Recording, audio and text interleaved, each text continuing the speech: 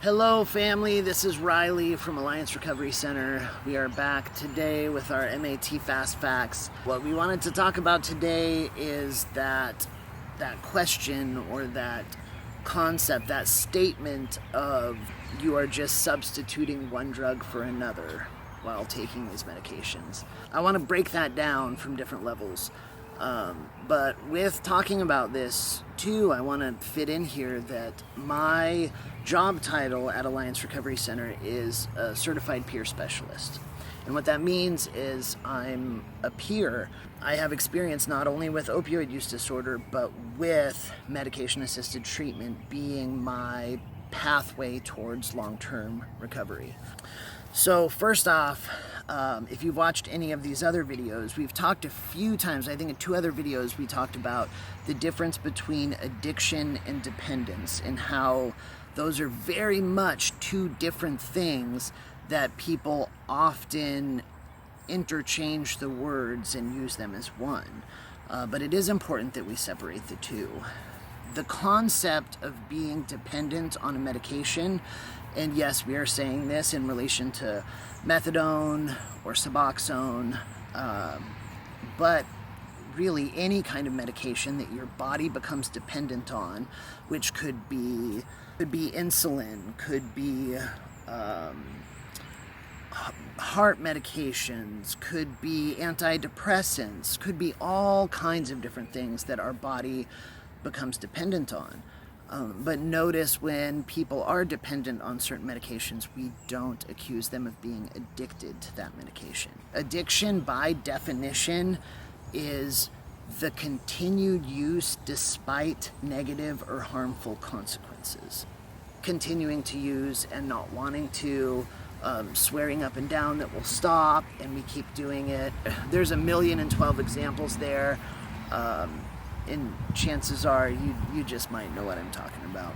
The concept of comparing methadone or Suboxone to the illicit drugs that people come into treatment trying to get away from, those drugs have a very short half-life. What that means is that you're constantly doing this up and down thing throughout the day. With medications like methadone and Suboxone, they have a very long half-life. And what that means is that it can only be taken once in a 24-hour period in order to be stabilized. And that stabilization really is the point. So if someone is truly suffers from opioid use disorder, they have been using opiates or opioids for an extended period of time, they are physically dependent, they engage in all of the behaviors that constitute active addiction.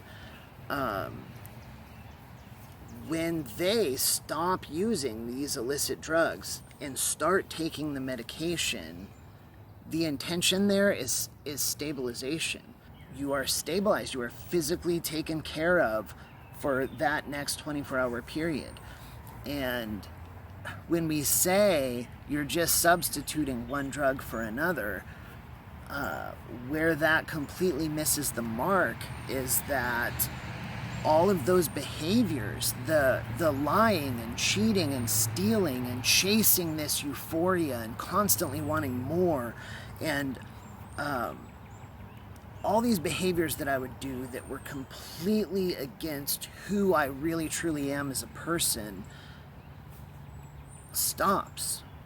It gave me the room and the time to be able to do the emotional and mental, to do the actual work, to engage with recovery in a way that I couldn't do before, as my mind was screaming at me. These medications helped me turn that off and be at peace with my body and have the time and the space and the energy to do the work of getting better and of repairing so many relationships with friends and family and myself, and learning how to be employable and have integrity and honesty and all these things that I was not doing when I was truly in active addiction.